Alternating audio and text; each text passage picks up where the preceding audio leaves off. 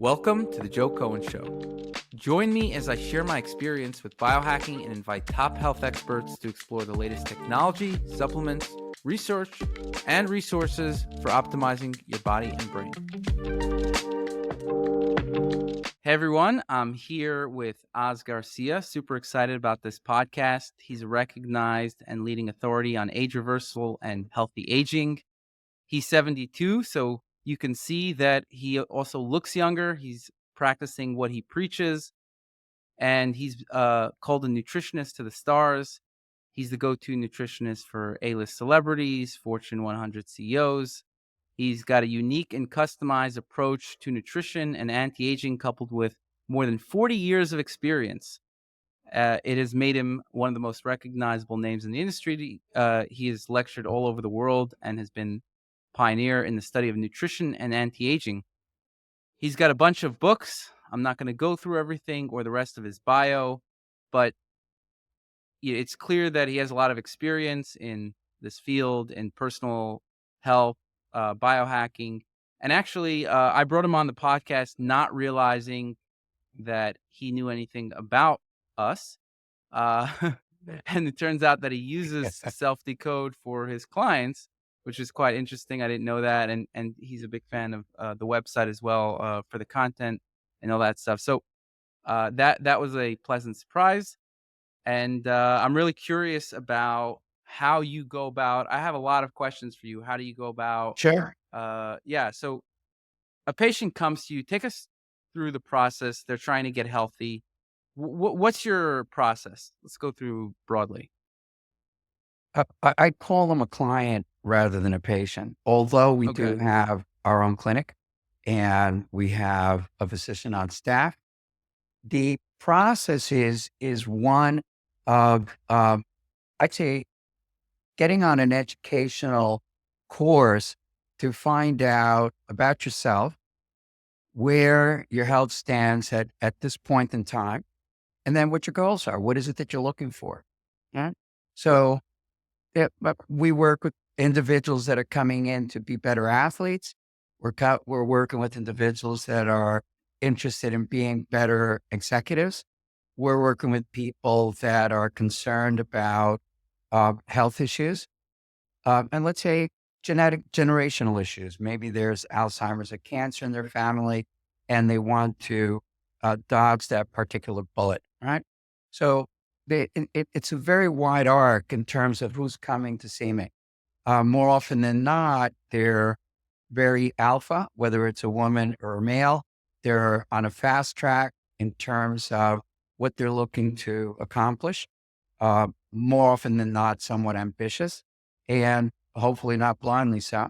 And to give them the kind of information, practices, and protocols so that they can manage their health, that they can manage their states of mind, the speed at which they're aging, with everything that we now know will likely make a difference overall, Joe.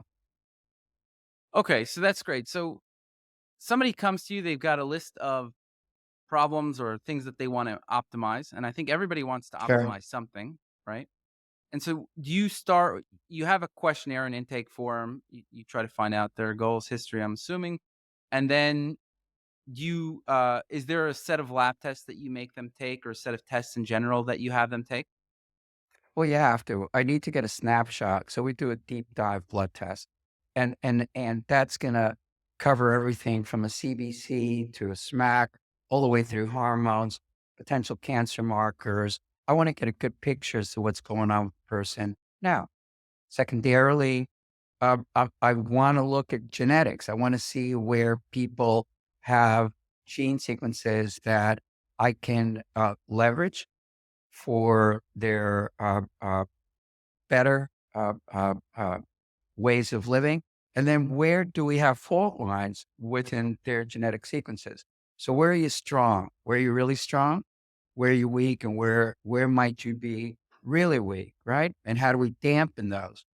You and I both know that fate may not necessarily be destiny, but you want to know everything that you're dealing with.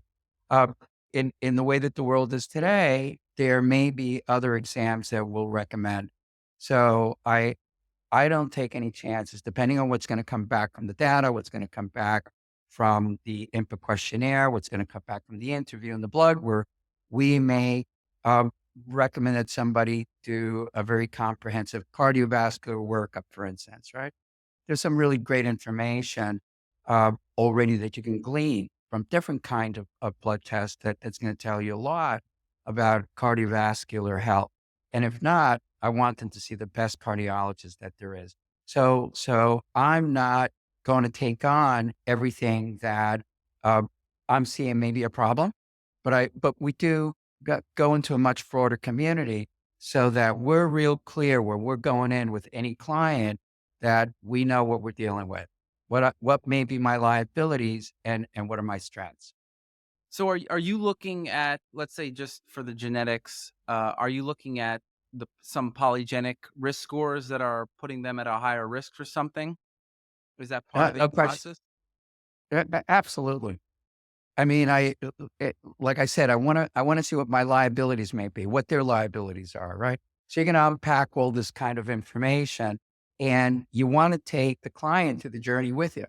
So I would say, unlike how it may be working with a mainstream doctor, even a functional MD, where you're going to be treated, I want the individual that I'm working with to be informed.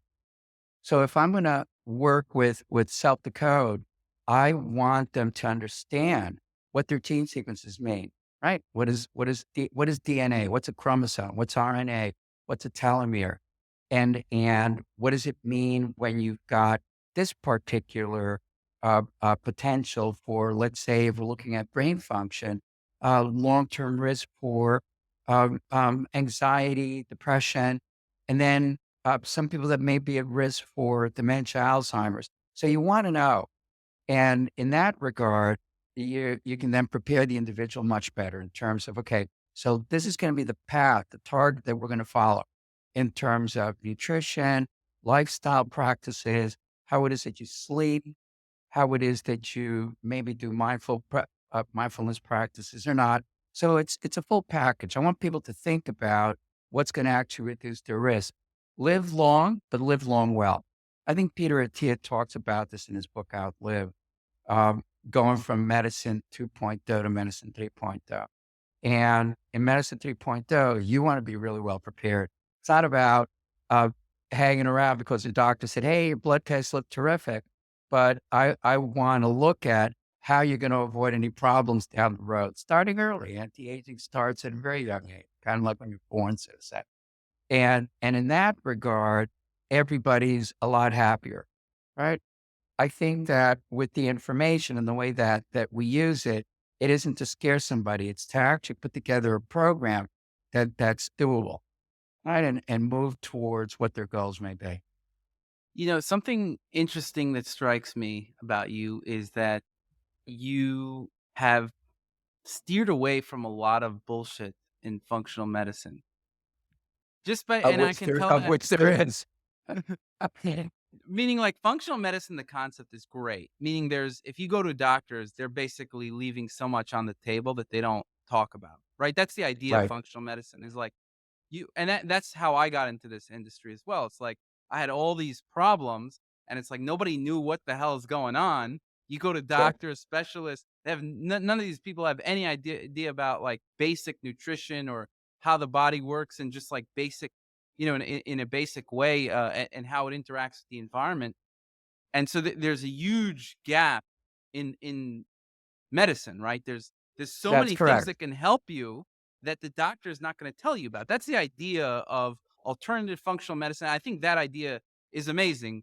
That has allowed me to get rid of all of my health issues, completely reverse them, like, really, and live in a great way that I didn't think was possible. But then what happens is you kind of have, like, there's huge splinter groups within functional medicine, right? That You is have people correct. doing everything under the sun, right? And then there's Sure, the you've got a community of people in functional medicine that are proponents like Paul Saladino of, high carnivore diet and paleo and, eat a steak in the morning with 2 eggs, do it again at lunch, do it again at dinner. yeah, so that's Saladino. But I could see, so I'll tell you how, kind of my heuristic of seeing how you dodge some of the bullshit. Number Sure. one is you start with basic lab tests. You don't start with some of these exotic lab tests that there's very little data on, right? That's Like, right.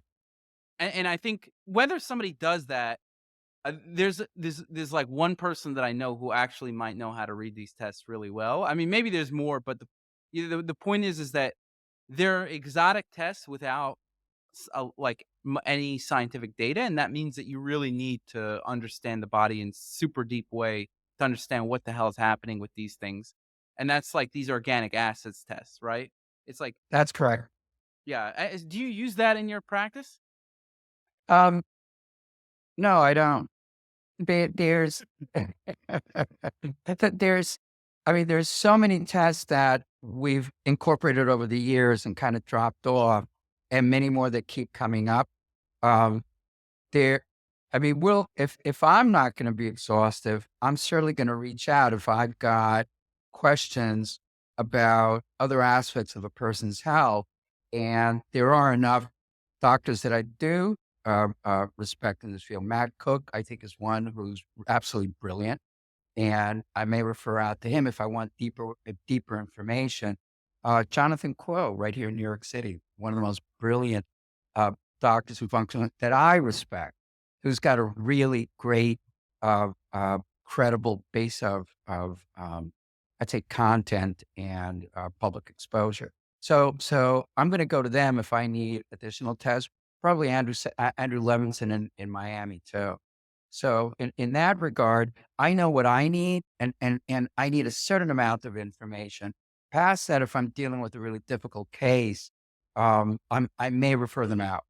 I I'm Okay. interested primarily in people that are already doing well and are just kind of not managing certain aspects of their health to their enlightened self-interest, let's say, Joe, right? So Right. so I want people that are kind of ready to be persuaded in terms of what they need to do. They know something's wrong. And And so and so please go ahead. so how did you get into genetics, and how did you steer clear? There's a new genetics company every day. Each one's worse than the Oh, other. yeah. How did you notice steer basically what happens, like, my job, I feel like, is to educate people now on what's bullshit in genetics, 'cause this is what I know about, I built the Self Decode company, and I spent literally, like, I could have done what these people were doing in 2015. I did, and then I said, "Hey, wait, this is actually not legit." And so over time, we spent $20 million to build something legit.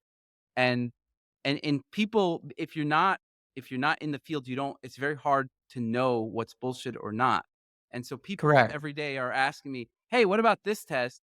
And I look at it, it's testing like 10 snips, 100 snips. It's like,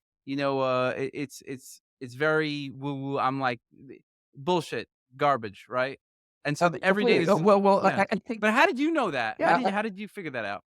What, like, I what's I I bullshit? just imagine that everybody's trying to flood the marketplace with the next new thing, right? So so the minute that you see a all of a sudden everybody's getting into gene testing, and then there's gene testing that's gonna tell you about the best way to structure your eating, and then we're gonna run a test on it. I'm gonna have somebody within staff do it, and it comes back, and it's absolute, fucking nonsense. I'm like, "Okay, like, I need to narrow who it is that I'm gonna work with in terms of the data that I think is really relevant." When I'm looking at self-decode, I'm getting information that's unbelievably relevant and timely, right? Whereas I don't wanna denigrate this other company all that much, liability statements being what they are these days. But how could they possibly do that? Gene testing companies that are looking to, uh, put together programs so that you look better, cosmetically better, based on your gene structure? Really? Yeah, it's So not. so Right. so a lot of it, exactly. So a lot of it for us was, uh kind of whittling down, not so much trial and error, but finding that in the end, your product and I don't want people to think I'm gaslighting anybody here at all, but the product kept coming up in ways that were unbelievably accurate And then beyond that, that a client had uh, an empathetic feel for it, like, oh, okay, I can get this and I understand it, and that's me, right? And so that they can validate for themselves what it is that the information is telling us. So far, I've been very fortunate in that I've gotten back most of the reports favorably supporting what it is that I'm going to coach an individual on, right? But the marketplace tends to work in just that way.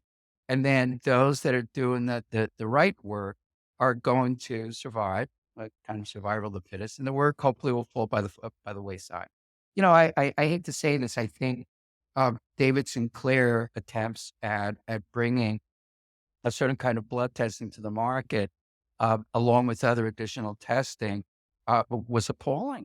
I was just shocked. Like, is this really what one of the top geneticists out of Harvard is proposing? Yeah, and um, I won't mention the name of the enterprise. I think but again, it just was below my standards. I want data that's going The to. we have I a need to data have my bank life. of 1,000,000 people with phenotype data of conditions, and we say, "Okay, let's see," and we have their genetics, so there's public databases, right? One is Sure, UK Biobank, there's other ones as well, and we say, "Okay, nice. let's" we look at we say, "Okay, they have these diseases or these let's see what we can predict from a few SNPs." The answer is nothing, right? You need a very That's correct. you need a significant, you need a significant amount of, SNPs usually, and it has to be very sophisticated with using machine learning and AI. This is not like you can, "Oh, I'm just gonna count up, plus or minus, multiply, divide a couple SNPs here," which is what these that's what some of the better companies are doing in the space. Other ones are just using like a Right. single SNP. There's literally one company that is using a total of 5 SNPs, and they're telling you everything, like every horoscope out there, everything you need to know about yourself. And again, it's a very baby space, even though we're talking 5, 6, 7, 8 years. There's in terms of players coming into the market space, what's it going to be like in the next 5? What's it going to be like, 10 years out? What will it be in 2033? Right. So I recognize that there's an ongoing evolution, but you're going to get a lot of mediocre players in the meantime. Like, okay, let's look at genetics. Let's see how it is that we can monetize this because it looks like you can make a lot of money with it Right. in the end,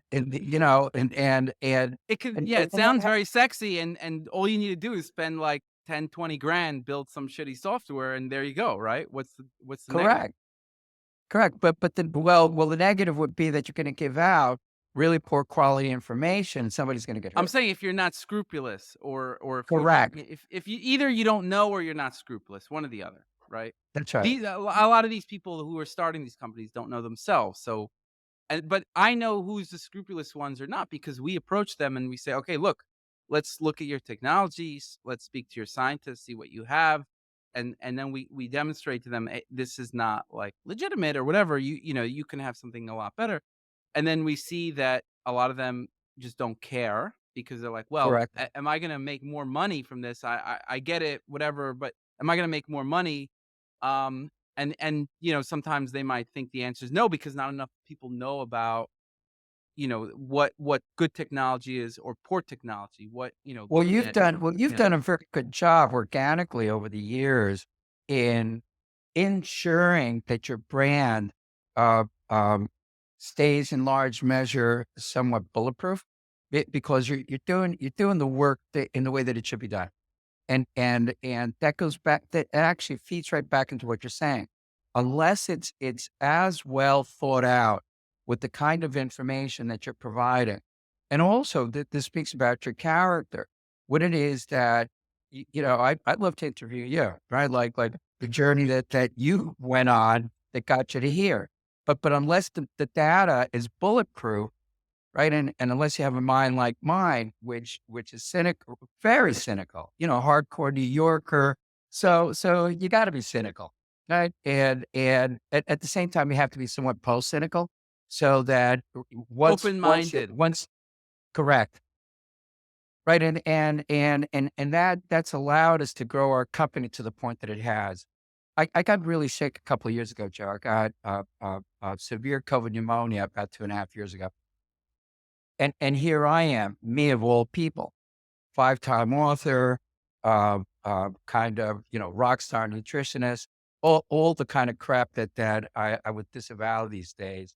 And, one day I'm doing 150 push-ups in the morning, and a month later, I could hardly, get off out of my bed, right? I went in for sports surgery, and in a little tiny window.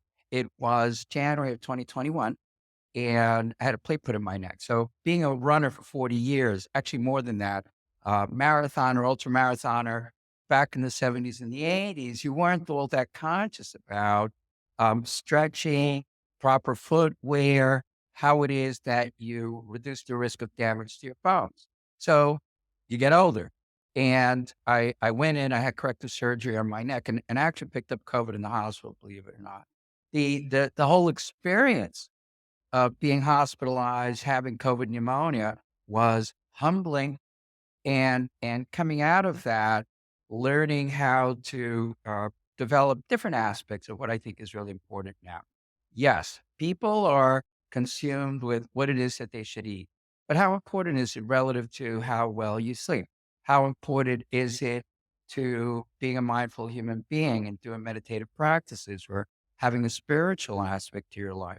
Many of the things that would not have occurred to me prior to being sick. And then out of that, everything that's spilled out. How can I take all the technology from possibly living longer, expanding your health so that you reduce infirmities as you get older? How can I possibly apply that to post-COVID recovery?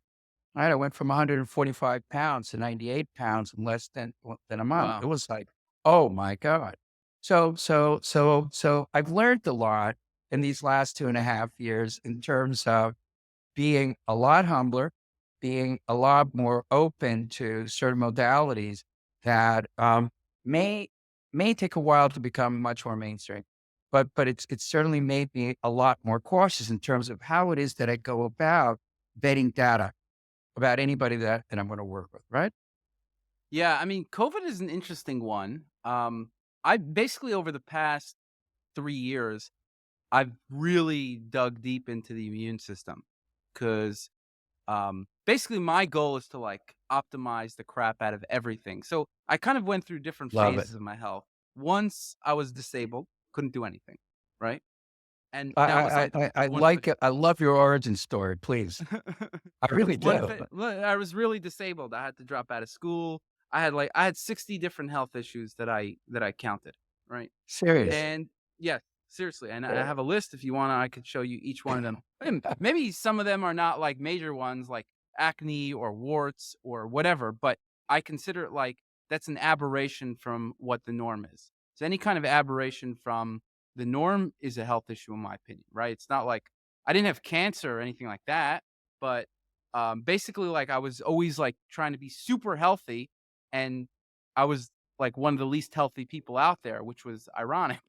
Right, so I was and this was even I was on the forefront of health, and it's like, there's different I even when I was 13, I was doing what the doctors and this is 33 years ago, I was doing what the doctors are prescribing now, eat whole wheat bread. I was eating whole wheat bread every day, and, like no, just Oh, eating whole wheat bread, and vegetables, like normal, good, fine diet, whatever. And then I went to like biohacking optimizations. I was doing intermittent fasting. This was about 16 years ago. So before intermittent fasting got popular, when they were still doing it on animals, I was like, yeah, I started doing intermittent fasting. I was doing everything under the sun before all these things got popular. right. And I realized like, whoa, what the hell is going on? Like some things like not like a lot of the things were not happening we're not resulting in in what you would expect based on what other people were saying or you bloggers or animal studies or whatever. So I was just like something's wrong here.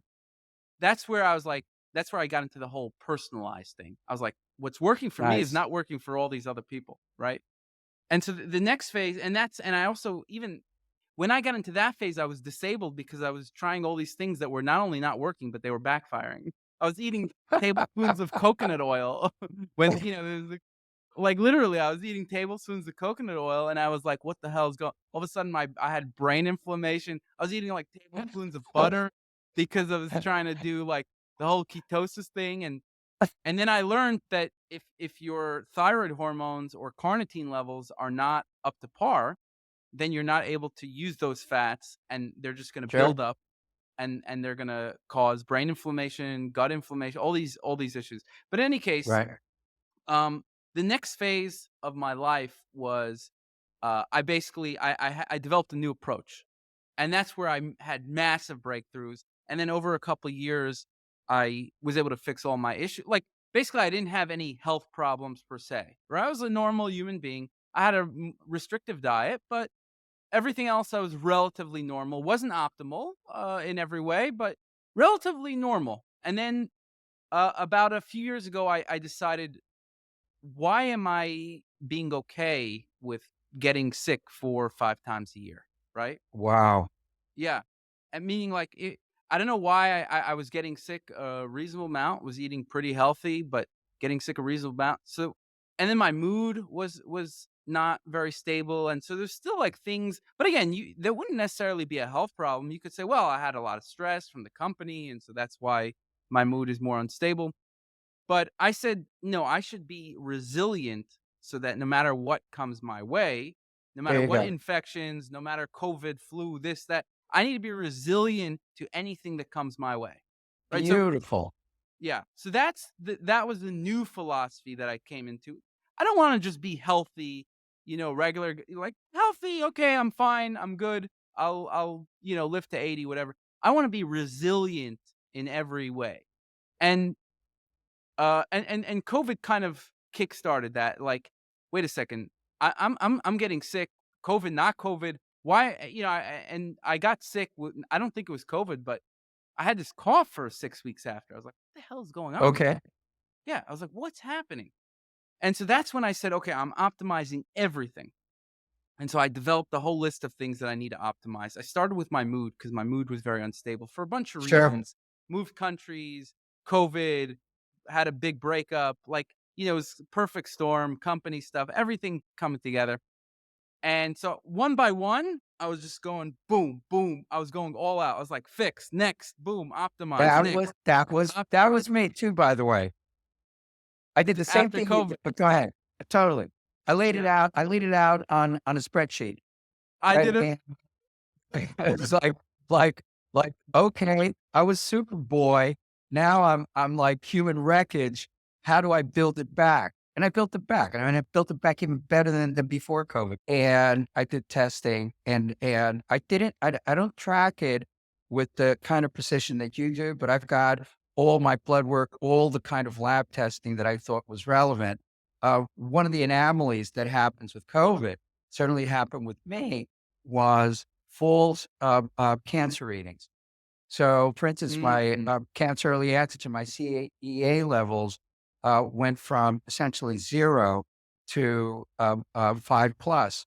And I would say that the same thing held true for other markers of cancer. So my pancreatic cancer markers also elevated. That drove me to do the MRI testing on all my organs, and then beyond it, to do the Galleri cancer test, which I can't recommend enough. It actually gave me peace of mind, but it's kind of like COVID, the disease that keeps giving, right? No Right. cancer, but you're going to get all these peculiar false positives as it screws with your immune system, right? Mhm. Way after you've been infected. Interesting. Interesting. Like, just to give you an idea of what happened to my folate when I got sick. So this Let's is take a this look. is when I got sick. You see, I was here July 26th. 5 days later, I went here, and that's why my folate went out. My homocysteine went out of whack. Just, FYI. And also, that's, I think that's one of the reasons it goes up during an infection. But Oh, li- mine went to the roof. Also, with all the inflammatory markers, including correct, CRP. correct, My correct. CRP clocked in.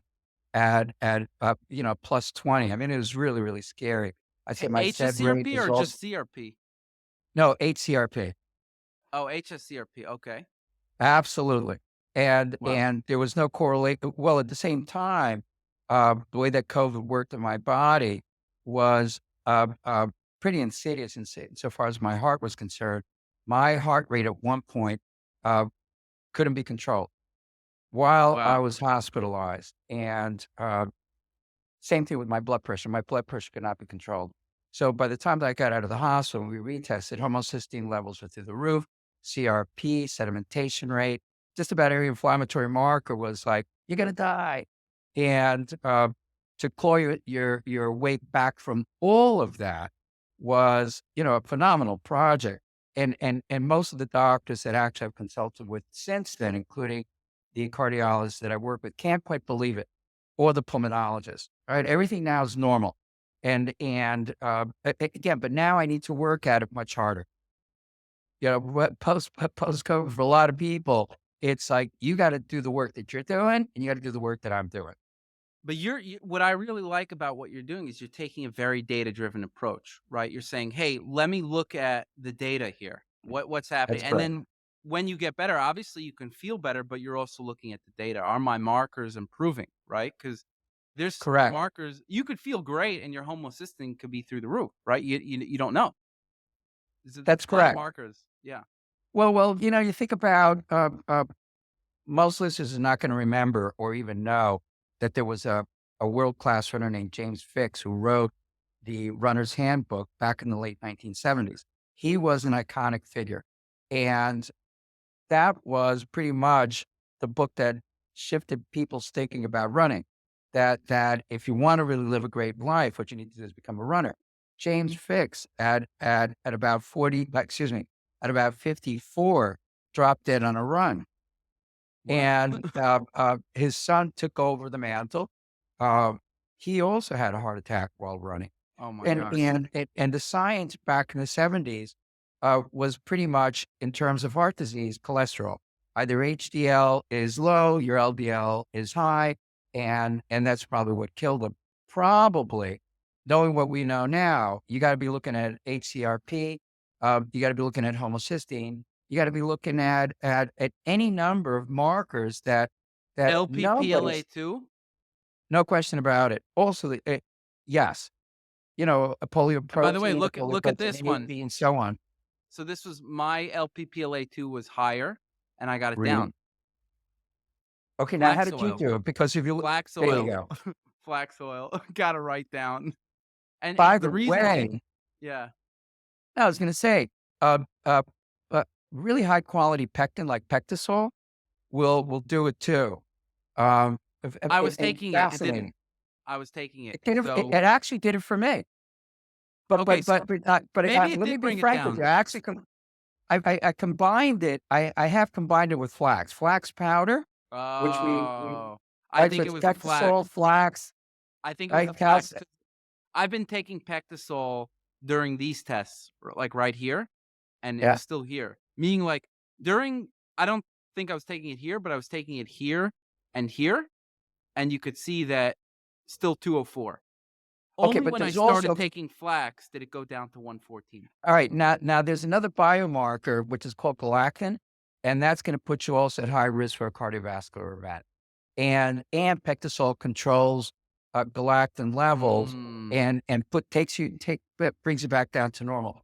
So let's say you control homocysteine. Let's say that you control lipoprotein A, B, and all the other biomarkers. Then you've got this whole new other marker that you got to look at. In other words, now to your point about data driven information, you've got to know, if you're a practitioner, what are all the risk factors involved as more data keeps coming on board about what could possibly kill you, what could possibly cause a cardiac event. And right. and we're talking about all the things that are going to make a big difference. You want to hear about the one health hack that is sure to change your life? Okay, here it is. Subscribing to this podcast. 67% of listeners aren't subscribed to the show, so please don't forget to show your support by hitting the subscribe button now. You'll not only be supporting the show, but also investing in yourself and your health journey, all while helping to keep us ad free. There's a product that's out of Russia. It's called Mildronate, which not too many people are familiar with it in the West. And I had an office in Moscow for almost 15 years. So we had access to some of the most remarkable uh, science that was developed, products, even peptides. Pidolon was developed in St. Petersburg back under Soviet times, right? I don't know why the Soviets were so fascinated with living long lives, but they were. So they just kept coming out with product after product that had a massive impact on performance, heart disease, life extension. And one of them is a product called Mildronate, um, which I think Martina something or others, a very well-known tennis player, was banned for using. I think it goes back 4 or 5 years ago. But because it actually gives you athletic advantage, it also controls the amount of carnitine that's being produced that may do damage to your heart. How about that? Oh, And interesting. that's why she was using it originally. Interesting. I'm just looking at Wikipedia. This is an interesting one. Increases carnitine. Tell me about some of the things that you take. Like, uh, how many supplements are you taking? Just so I get an idea of what. I was listening to the amount of stuff that Brian Johnson uses on Blueprint, and it's like he's taking 115 pills a day. And I'm like, oh, okay, that sounds kind of normal. Right. So, but it's so I break it up during the day. And I also break it up during the week, Joe. But how So, many do you take? How many do you take? on average, on a daily basis, plus 50. Okay, interesting. Right. So I was But over the course of a week, it's well over, I'd say 100 products that I'm using, right? And I'm just breaking them right. down on a daily basis so that You're I'm you're just you're not not not taking the driving same one myself every crazy. day. You're cycling. You're cycling some. There are some that I will use every day. No question about it. Okay. Probiotics are basic to everything that I do. But omega-3 fatty acids, DHA, EPA, that there are the foundational products that I think at another time you and I could go over. But if I'm talking about AC11, if I'm talking about spermidine, if I'm talking about ficitine, I'm kind of rolling those out over a week. But every base gets touched. So, I've gone through a period where I said I'm going to try to take the most supplements possible in order to see how it's affecting my labs. Meaning, like, if there's a lab that's out of the optimal range, I'm gonna hit it with supplements. That was kind of, Okay. and also lifestyle. But again, there's limited. I'm already relatively healthy with my lifestyle, ready, like pretty healthy with my diet. Like, there's just not much I can do there, right? So I'm Sure. kind of like, okay, well, homocysteine is at 11. I'm gonna smack it with everything I've got: TMG, Sure. methyl supplements, NAC, Trimethylglycine. You got it. TMG, exactly. So Yep. that's what I've been doing, and then, but when you do that, you all of a sudden end up with like 150 supplements a day, which is what happened to me. I've been there. Now, yeah. So no. I've So been the there. thing is I've always said that, like, this is an experiment to see what, like, are my markers, at what, like, are my markers getting worse or they're getting better? If they're getting better and I feel fine, then I don't see why not, right? It sounds crazy, sure, but why, give me a compelling reason why not. Um, so actually I hit a point where my markers were not so much getting worse, but not getting better. And Okay. and and that's when so recently, this is a recent thing. I said, okay, let me go back. And there were certain things that started popping up. Like, I started to get foot pain. Um and Mm. and and I felt like my recovery wasn't as fast. And then I also felt that my immune system got way better than before, but still was not where I wanted it to be. So I said, okay, let me rewind, see what's going on. Like, and just homocysteine as an example, it shouldn't be 11 when I'm throwing everything I've got at it. So Sure. something seems like we need some changing here. So then what I realized was a lot of the supplements I was taking were inhibiting thyroid function, right? And Wow. yes, yes, and there's not a lot of research on it. You have to dig. right? So I basically have gone and I'll show you. This is not something that you could figure out doing regular lab tests. Basically, no doctor in the world with my current lab tests would ever tell me that I'm hypothyroid. So we could go through my TSH. Okay, so Okay. TSH. But wouldn't you also do high sensitivity TSH, reverse TSH, um, and The TSH antibodies? That most uh, doctors won't do that. Actually, you're more advanced than me in that regard because I didn't know about the reverse TSH. Is it reverse T3 or reverse TSH? Actually, reverse T3 Okay, so yeah, I've done some of those. I'll and show you thyroid the. antibodies. Yeah, I've done the thyroid antibodies. No thyroid antibodies, wonderful. not a problem. I've done the reverse. So just this is kind of what like I try to. I went to a new doctor here in Israel, just part of the insurance that they give you, and the guy's like, "I'm not giving you anything but TSH." I'm like, "All right, whatever. I'm not gonna argue with this guy." He's just like, That's no, it's the only thing that matters for thyroid function. I was gonna start telling him about deiodinases and like how there's deiodinase 1 and 2 and like I was gonna go I was like, forget it. Okay, just give me whatever you want. And okay. because I'm getting it for free, I was like, all right, whatever. Any case, but you can look at my TSH and here this is when I was sick, so I don't know what to make of it when you're sick. It could go, but you see May 11th, 1.17, absolutely not hypothyroid. Either at this point it's either like there's no I mean like there's no one that's ever going to tell me I'm hypothyroid based on my TSH. Okay? That's right. We look at my T4. Nobody's ever going to tell me I'm hypothyroid based on my T4. Okay? Right? I I I don't know if you're familiar with all these numbers, but you could look at these Yes, I right. am. Oh, you are. Okay. Um, so would you ever tell me I'm hypothyroid based on my T4? Probably not. No, no. No. But Okay. if I look at T3, Okay. Now, wait, let's also look at free T4. okay, Uh, so this is recent. Ignore that because I was doing experiments to bring it up, right? So would you tell me anything's wrong based on my free T4? no, No. Agreed. Okay. Let's not look at all. at my T3. Here's where we start to see something weird. Okay. You Wow, see, okay, so at certain points, I'm hypothyroid for whatever reason. I don't remember what happened in correct. November 2013 here, but um, essentially, you see that first of all, the range they give you is 60, which is just the norm is 60, which I think is nonsense, right? The norm, Completely, yeah, completely. it's certainly not optimal. And but you can see I'm always on the lower end, and what we put as optimal here is 88, but still I'm.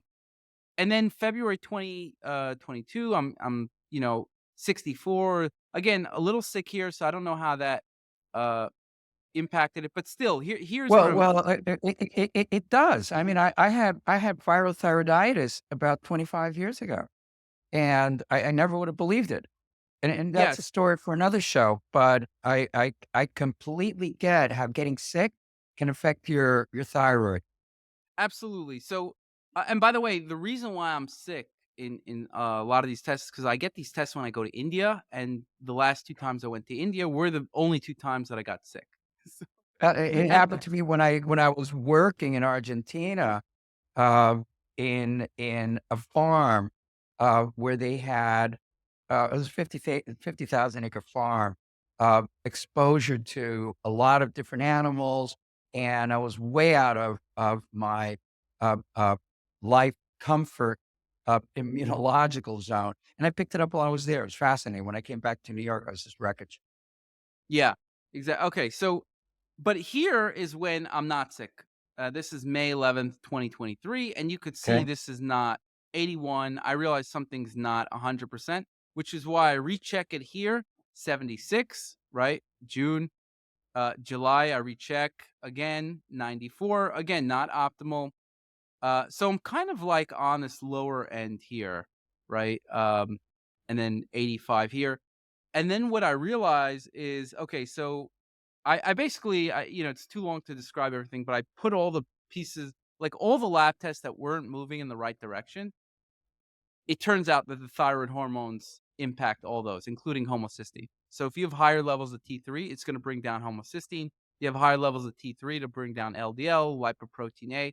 Basically, it'll optimize a whole bunch of lab markers. And my T3 is just kind of on this naturally, it's on the lower end, right? And then right? basically taking certain supplements just brought it a little over the edge. Now, even though the reason why I wasn't too concerned was because my free T3, so while it did dip, right, in certain Yes, parts, so it's 2.8, again, still above the reference is 2.3. And you could see I'm, let's say, 2.8. This one was the lowest one, 2.4. This is then I go back to 3 here, and I kind of I'm at 3, 3.35. So this is already normal, right? Or optimal, I would say. Um, correct. the norm, by the way, 4.7, the norm really is like 2.3 to 4.2. That's what you'll see on a lab test or something like that. But it turns out that if you have higher free T3, it's associated with lower mortality. That's why we extended it. But in any case, uh, when I looked at my symptoms, just like lower recovery, wanted to improve my immune system, and then all my lab markers, it turns out that it can all be explained by lower T3. And so that in combination with some of my T3 results basically led me to understand that I need to improve my thyroid hormone levels. And Oh, so how did you do it? Did you work with uh, um, just plain supplementation, Joe, or did you use something like Armor or Nature Thord, for instance? yeah, so the first thing I did was just take levothyroxine. Just that's what I had at home. So I just Sure, wanted to see what happened. And all of a sudden my wound healing got quicker. Like that basically took care of itself. Right, and I only took it for a remarkable. couple days, but it was a very big change. And then but the thing is that I don't really wanna take T4 because I actually have, and this is without any T4. So you could see that my free T4 is already pretty high, 1.57 actually. So just Right. taking more T4 and this is, it's It 1.57. wasn't rolling over. You weren't converting T4 to T3. Correct, correct. So it's just not converting. So then basically I'm still in this path, but what I've done is I've looked at every single supplement that can inhibit thyroid function, took it out of my regimen, and then every supplement that improves thyroid function, added it to my regimen. And now we're gonna see what happens. So there's some meaning like there is some benefit so far. So you could see that this is when I started September 10th. This is recently, right? We're at September 22nd right now as of the recording. Okay. So this is pretty recent, and I took another one September 18th. You could see that what I've done from July 31st is I went from 1.24 or 1.21, whatever, and then I brought it up to 1.57. So Nice. certainly things that I'm doing are improving my free T4, What and did you what? Yeah, go ahead. but it was and my T3 did go up a little bit to 90, right? But I honestly, I think I just haven't given this enough time to see because this is a pretty new regimen. So I basically like adopted a whole bunch of new stuff, and then you're not going to really see a change after a couple days. So I'm going to be taking more blood tests to see what's happening to my T3. And the answer is if I can't get it up naturally for whatever reason, I'm going Right. with Cytomel, and I'm going to Well, see what happens. Cytomel's terrific. I mean, my recovery from viral thyroiditis, my TSH had gone up as high as 20, Oh my and gosh. and I was just miserable. I was getting severe migraine headaches. I was exhausted. My personal life was suffering terribly, and I was working with a really brilliant osteopath at the time. We did a blood work, and that's where I found my TSH was to the roof. What saved me was just that I was playing off 2 grains of armor and less than 50 micrograms of cytomel and going back and forth and never felt better. So there I may have had who knew 25 years ago anything that you and I are talking about right now regarding the thyroid? But my improvement was radical. So episodically, when I do my blood work and I find that everything with the thyroid's normal, except my T3 is like 68, what I do is I use extremely small amounts of armor. Don't do this at home, Right, right? right. But right, So but it that's the worked for same me. conclusion. That's the same conclusion I came to. There's so right now I'm in the phase of I always try to do things naturally, and with the thyroid, you even want to do that more naturally because there's actually certain benefits to TSH, TRH, TSH, that whole cascade that there's benefits to it, right? And so you don't want That's to correct. knock out that cascade, meaning if you have to, then do it, right? It's not like lipoprotein A, you take it down and there's no cascade there, right? There's no, however you take it down is fine. So, um, this is more like you don't want to, like, there's benefits to TRH or TSH. There's the precursors to the T4. And so you don't want to like stop though that production, which you will if you're taking armor or T3. And so my plan is step one, try to increase it naturally. If I cannot do it, Good. then try out Cytomel and see how I feel. I might feel worse, right? And then not take it, right? Or I might have to adjust the dosage or whatever it is. But essentially, that's my game plan. And I would say that even just doing this change, by the way, recovery has already started to improve much better, and and my immune system is functioning better.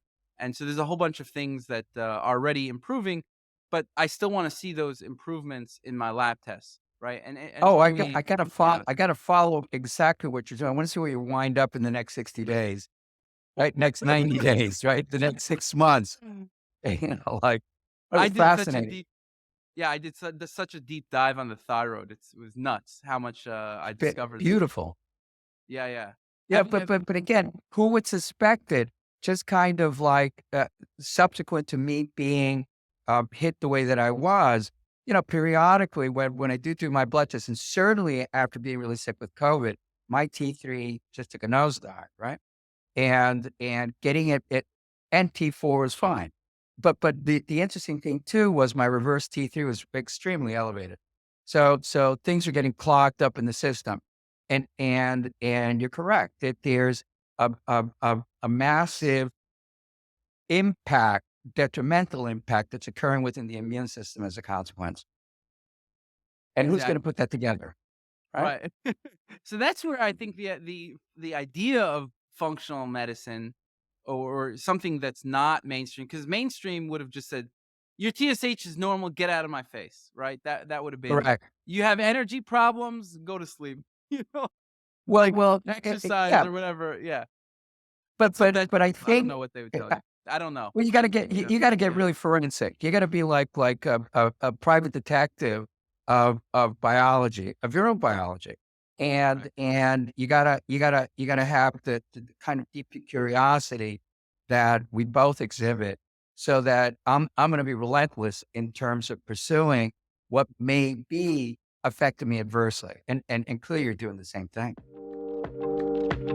I'm about to go next week. I'm going to spend a 3-day advanced retreat with Joe Dispenza on like some of the most hardcore meditative practices in the world. And nobody can believe that any human being could meditate 8 to 10, 12 hours a day.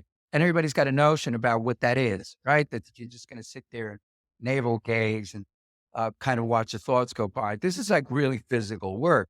But the impact on the immune system when you do mindfulness meditation on a regular basis, when I think the original Joe Dispenza retreat, I was part of a study. Out of 2,000 participants, 250 were picked to be part of University of California, San Diego study on what is meditating 8 to 12 hours a day for a week do to you when it's that physical. So the day that I arrived, they drew my blood, they took a stool sample, they took a urine sample, they did a DNA sample, they scraped the inside of my mouth, and then they did a brain scan on me, right? They did it on the 7th day when I left.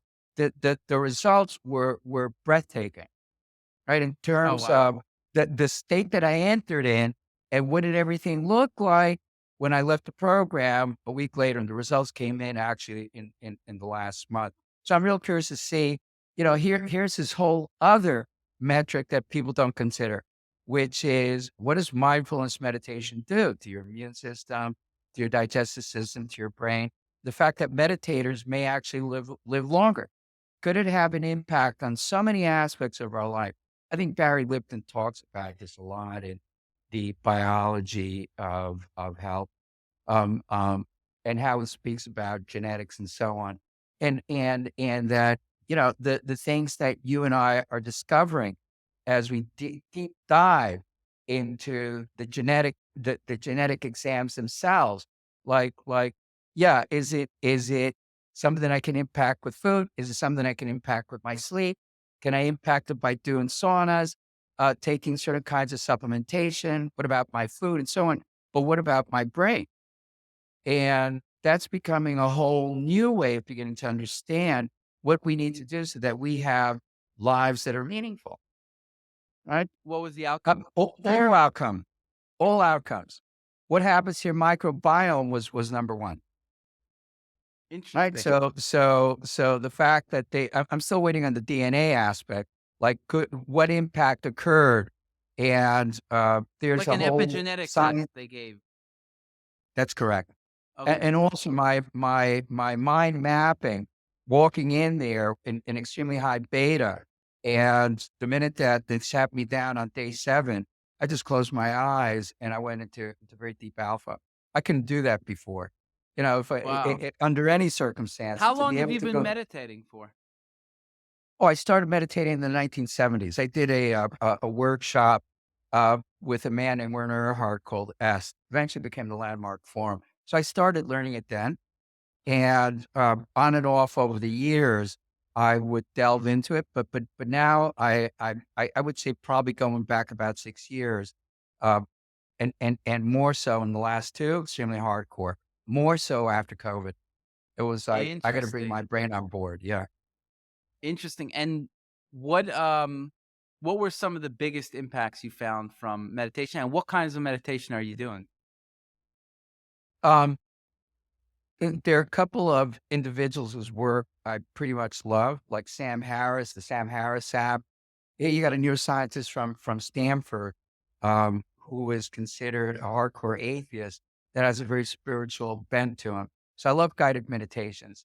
I'd say Joe Dispenza's guided meditations also.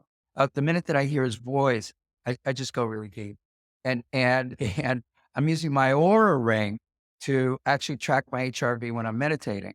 So my HRV just spikes up, to the 80s and 90s. I think I hit 110 uh, uh, a week ago, and I was just completely stunned. Coming out of sleep, just putting on my headset, doing a guided meditation, and when I looked at my Oura Ring app afterward, it just blew me away. So clearly, the impact of daily meditation on my peace of mind, my regulating my moods, how it is that I look at the world, and being able to slow down our default network. My default network will drive me fucking crazy on any given day of the week. And to actually go, oh, that's just what I do, but it's got nothing to do with reality. And to slow my mind down enough that I can actually think instead of being driven by the voice that haunt you and me, right? All the trauma that we've got accumulated, all of it. It was great talking to you. I feel Same like we could here, talk for same a here. lot longer. Let's set it up with Danielle. Let's make sure that you and I have a Okay, follow-up in the next couple of months. sounds I good. find you to be a compelling individual in many ways, and I have for a long time. It's my privilege to meet you. Awesome. I mean, I really didn't expect, like, I really like the way you think about things, and I feel like I have a lot to learn from you. Um, that I would like to bring out more of that information. I feel like I want to pick your brain about a lot of topics and kind of Same compare here. notes, if you will. See what's Let's going do on. it. Awesome. All right. All So right, we'll man. have God a bless part you. two. Take It's a care. deal. All right. You too. Bye bye. Much love. Bye, Joe. 67% of listeners aren't subscribed to the show, so please don't forget to show your support by hitting the subscribe button now. You'll not only be supporting the show, but also investing in yourself and your health journey, all while helping to keep us ad free.